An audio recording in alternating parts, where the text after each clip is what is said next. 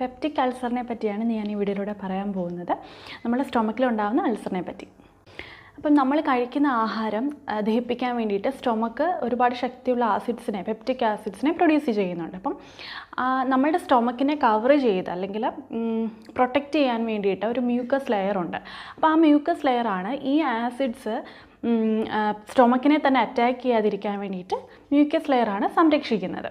അങ്ങനെ പല കാരണങ്ങൾ കൊണ്ട് ഈ മ്യൂക്കസ് ലെയറിന് വിള്ളൽ സംഭവിക്കും, അതായത് ബ്രേക്ക് ഡൗൺ ആകും.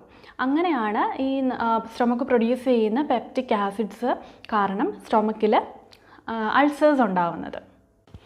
സ്റ്റൊമക്കിലാണ് അത് ഉണ്ടാകുന്നതെങ്കിൽ നമ്മൾ പെപ്റ്റിക് അൾസർ എന്നും, ഡിയോഡനത്തിലാണ് ഈ ഒരു മ്യൂക്കസ് ലെയറിന് വിള്ളലുകൾ സംഭവിച്ച ഈ ഒരു അൾസർ ഉണ്ടാകുന്നതെങ്കിൽ ഡിയോഡനൽ അൾസർ എന്നും പറയുന്നു.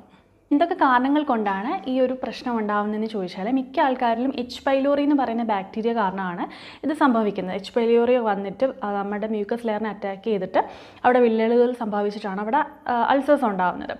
പിന്നെ അല്ലാത്തവരിൽ ഒരുപാട് സ്പൈസി ആയിട്ടുള്ള ആഹാരങ്ങളൊക്കെ കഴിച്ചിട്ടും, പിന്നെ സ്മോക്കിംഗ് കാരണം, ആൽക്കഹോൾ കാരണവും അതുപോലുള്ള കാരണങ്ങൾ കൊണ്ടാണ് ചിലരിലൊക്കെ ഇത് ഉണ്ടാകുന്നത്. ഇപ്പം പെപ്റ്റിക് അൾസർ ആണോ ഡിയോഡനൽ അൾസർ ആണോ എന്നൊക്കെ നമുക്ക് കണ്ടുപിടിക്കാൻ എൻഡോസ്കോപ്പി ചെയ്താൽ മനസ്സിലാക്കാൻ പറ്റും. ഇനി എച്ച് പൈലോറിയുടെ പ്രസൻസ് ഉണ്ടോ എന്ന് അറിയാൻ സ്റ്റൂൾ എക്സാമിനേഷൻ ചെയ്താലും മനസ്സിലാക്കാൻ പറ്റും.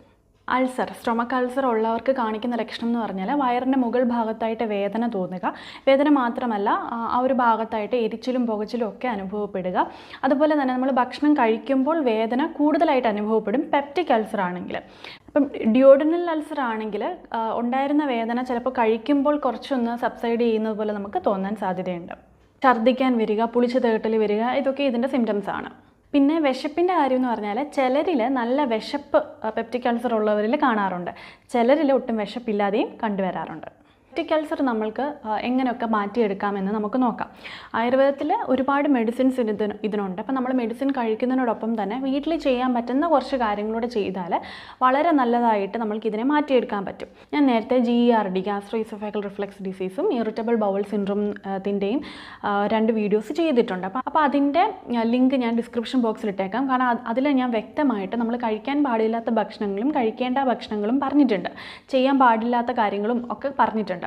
അപ്പം അത് നമ്മൾ ഈ ഒരു കാര്യത്തിലും ഫോളോ ചെയ്യേണ്ടതാണ്. അപ്പോൾ അത് വീണ്ടും എടുത്ത് പറയേണ്ട കാര്യമില്ലല്ലോ. അപ്പം ഞാൻ അതിൻ്റെ ലിങ്ക് ഇട്ടേക്കാം, അത് കയറി കണ്ട് നിങ്ങൾ ആ ആഹാര രീതികളെല്ലാം കൃത്യമായിട്ട് ശ്രദ്ധിച്ച് ചെയ്യണം.